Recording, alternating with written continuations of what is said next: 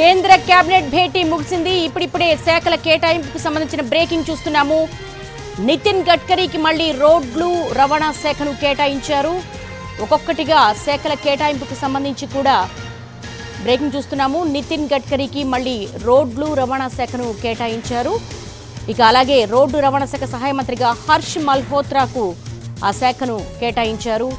ఇక తెలుగు రాష్ట్రాలకు సంబంధించి 5 కేంద్ర మంత్రి పదవులను ప్రకటించారు. దీనికి సంబంధించి మరి ఏ శాఖలను కేటాయిస్తారు అన్న దాని మీద మాత్రం ఉత్కంఠ ఇంకా వీడలేదు. ఇటు తెలంగాణ అలాగే ఆంధ్రప్రదేశ్కు సంబంధించి కూడా మరి ప్రాధాన్యత శాఖలను కేటాయిస్తారా లేదా అన్నది మాత్రం కొంత సస్పెన్స్గానే ఉంది.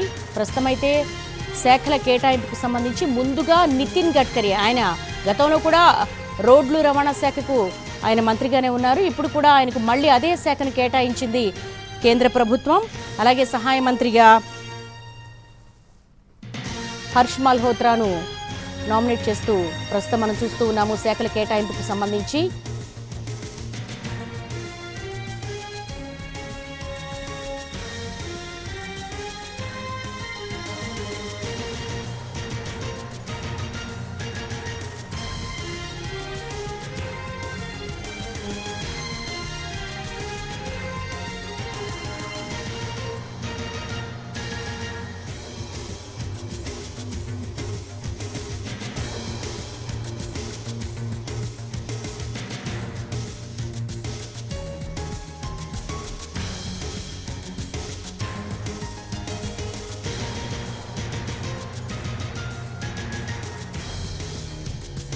కేంద్ర కేబినెట్ భేటీ ముగిసింది. కేంద్ర మంత్రి పదవులకు సంబంధించి శాఖల కేటాయింపుకు సంబంధించి బ్రేకింగ్ చూస్తూ ఉన్నాం. దీనికి సంబంధించి డీటెయిల్స్ మా ప్రతినిధి ఢిల్లీ నుంచి రాజును అడిగి మరిన్ని వివరాలు తెలుసుకుందాం. రాజు, ప్రస్తుతం అయితే గనక నితిన్ గడ్కరీకి అదే శాఖను కేటాయించినట్టుగా తెలుస్తోంది. మీ దగ్గర ఉన్న లేటెస్ట్ డెవలప్మెంట్స్ ఏంటి?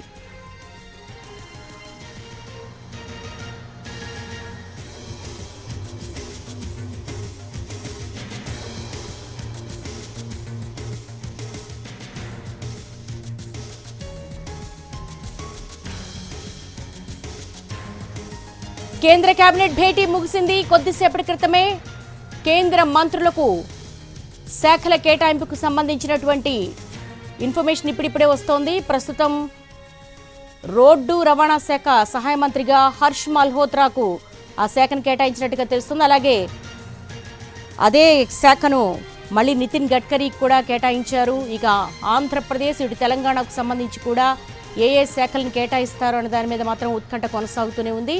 నిన్న కేబినెట్ మొత్తం కూడా ప్రమాణం చేసిన తర్వాత ఈరోజు కేబినెట్ భేటీలో కీలక శాఖలకు సంబంధించి కూడా బీజేపీ తన దగ్గరే ఉంచుకునేట్టుగా తెలుస్తోంది. ఇక మిగిలిన శాఖలకు సంబంధించి ఇన్ఫర్మేషన్ ఢిల్లీ నుంచి మా ప్రతినిధి రాజును అడిగి తెలుసుకుందాం. రాజు, శాఖల కేటాయింపుకు సంబంధించి మీ దగ్గర ఉన్నటువంటి ఇన్ఫర్మేషన్ ఏంటి?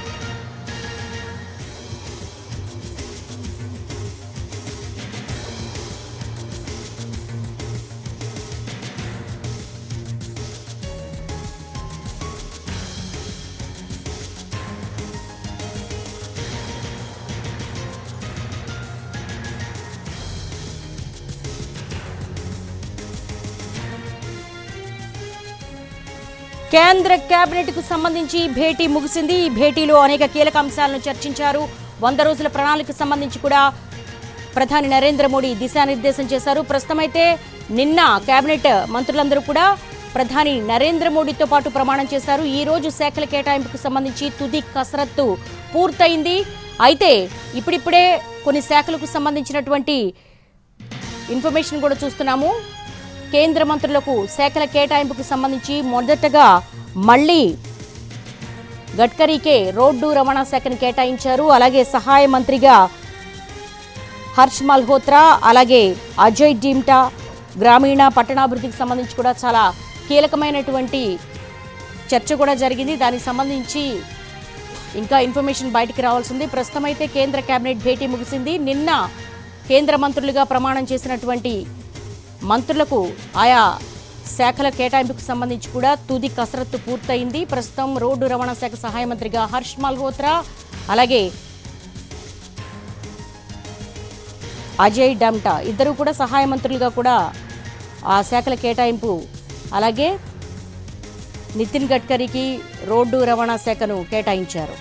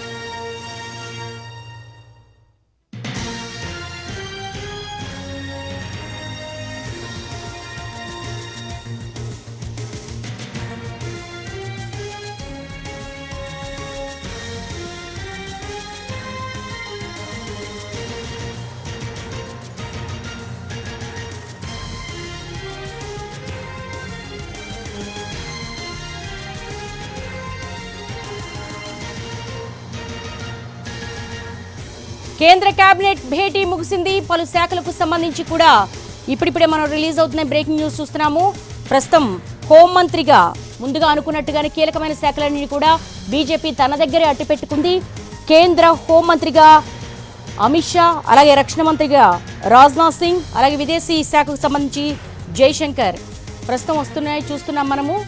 రక్షణ మంత్రిగా రాజ్నాథ్కు మళ్ళీ అదే శాఖను కేటాయించారు. అలాగే కేంద్ర హోంమంత్రిగా అమిత్ షా అదే బాధ్యతలు నిర్వర్తించబోతున్నారు. విదేశీ వ్యవహారాల శాఖకు సంబంధించి జైశంకర్కు అదే శాఖను కేటాయించారు.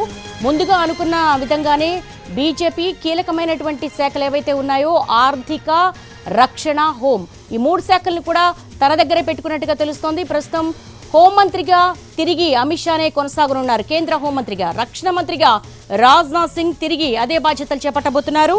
అలాగే విదేశీ వ్యవహారాలకు సంబంధించి జైశంకర్ అదే బాధ్యతలు చేపట్టబోతున్నారు. అలాగే రోడ్లు, నితిన్ గడ్కరీ రోడ్లు భవనాల శాఖను తిరిగి అదే శాఖను ఆయనకు అప్పగించడం జరిగింది. ప్రస్తుతం ఆంధ్రప్రదేశ్ అలాగే తెలంగాణకు సంబంధించి మరి శ్రీకాకుళం ఎంపీ రామ్మోహన్ నాయుడుకు కేబినెట్ బెర్త్ దక్కింది. అలాగే సహాయ మంత్రిగా పెమ్మసాని గుంటూరు ఎంపీ ఆయనకి దక్కింది. ఇక ఇటు తెలంగాణ విషయానికి వస్తే గనక కిషన్ రెడ్డి ఆయన కేంద్ర మంత్రిగానే ఉన్నారు. అలాగే తెలంగాణ రాష్ట్ర బీజేపీ అధ్యక్షుడిగా ఉన్నారు. అలాగే కరీంనగర్ ఎంపీ బండి సంజయ్కి సహాయ మంత్రి పదవిలో చోటు లభించింది. మరి వీళ్ళకి సంబంధించి కూడా మరి ఏ శాఖలు కేటాయిస్తారనేది మాత్రం ఉత్కంఠ రేగుతోంది. గతానికితో పోల్చుకుంటే కనుక సంకీర్ణ ప్రభుత్వంలో చాలా కీలక భాగస్వామిగా ఉంది ఆంధ్రప్రదేశ్. ఈసారి టీడీపీ 16 మంది ఎంపీలతో కీలకమైన భాగస్వామిగా ఉంది. ఈసారి చాలా ప్రయారిటీ ఉన్నటువంటి శాఖల్ని తమ కేటాయిస్తారని ఎక్స్పెక్టేషన్స్ పెట్టుకున్నారు. ఇటు అర్బన్ డెవలప్మెంట్ కావచ్చు, అలాగే జలవనరులు కావచ్చు. సో ఈ కీలకమైన శాఖలకు సంబంధించి స్పెక్యులేషన్స్ అయితే గత 2 రోజులుగా కొనసాగుతూనే ఉన్నాయి. నిన్న ప్రమాణ స్వీకారోత్సవానికి సంబంధించి కూడా ఆంధ్రప్రదేశ్ అభివృద్ధికి సంబంధించి నిధులు కావచ్చు, ఆంధ్రప్రదేశ్ అభివృద్ధి కావచ్చు, అమరావతి రాజధాని, అలాగే అర్బన్ డెవలప్మెంట్ కావచ్చు, ఆయా శాఖలు ఉంటే కనుక పోలవరాన్ని పూర్తి చేయొచ్చు, అలాగే అమరావతిని నిర్మించుకోవచ్చు. అందుకని ఈ 2 శాఖలను ఎక్స్పెక్ట్ చేస్తున్నట్టుగా కూడా స్పెక్యులేషన్స్ నడుస్తున్నాయి. మరి ఆంధ్రప్రదేశ్కు సంబంధించి మరి నరసాపురం ఎంపీ శ్రీనివాస్ వర్మ కూడా ఆయన ఆర్ఎస్ఎస్ బ్యాక్గ్రౌండ్ నుంచి వచ్చారు. వీళ్ళ ముగ్గురికి కూడా ఎటువంటి శాఖలను కేటాయిస్తారనేది మాత్రం కొంత క్యూరియాసిటీగానే ఉంది. ఇక ఇటు చూస్తే జేడీయూ జనతాదళ్ యూ నుంచి కూడా చాలా డిమాండ్స్ వెళ్ళాయి. ముఖ్యంగా వ్యవసాయ శాఖ కావచ్చు, అలాగే రైల్వే శాఖ కావచ్చు, కొన్ని డిమాండ్స్ పెట్టారు. మరి ఎటువంటి శాఖలను వాళ్ళకి కేటాయిస్తారనేది కూడా వేచి చూడాల్సిన అంశం. ప్రస్తుతానికైతే మాత్రం ముందుగా అనుకున్న విధంగానే బీజేపీ కీలకమైన శాఖలు ఏవైతే ఉన్నాయో, ఇటు హోం కావచ్చు, రక్షణ కావచ్చు, ఆర్థిక కావచ్చు, ఈ శాఖలన్నీ మాత్రం సమర్థవంతంగా ఈ టర్మ్లో పూర్తి చేసిన వాళ్ళకి మళ్ళీ తిరిగి అప్పచెప్పింది. ముఖ్యంగా ఆర్టికల్ 370 కావచ్చు, చాలా కీలకమైనటువంటి బిల్లులకు సంబంధించి కూడా చాలా లా అండ్ ఆర్డర్ కంట్రోల్ కావచ్చు, అలాగే ఇటు దేశ భద్రత కావచ్చు, వీటన్నిటిలో సమర్థవంతంగా అమిత్ షా నిర్వర్తించారు కాబట్టి తిరిగి ఆయనకే ఆ హోంశాఖను అప్పగించారు. అలాగే రక్షణ బాధ్యతల్లో కూడా రాజ్నాథ్ సింగ్ చాలా కీలకమైన భూమిక పోషించారు. రాజ్నాథ్ సింగ్ కూడా రక్షణ శాఖకు అప్పచెప్పారు. ఇక నితిన్ గడ్కరీ కూడా ఆయన రోడ్లు భవనాల శాఖను చాలా సమర్థవంతంగా నిర్వహించారు.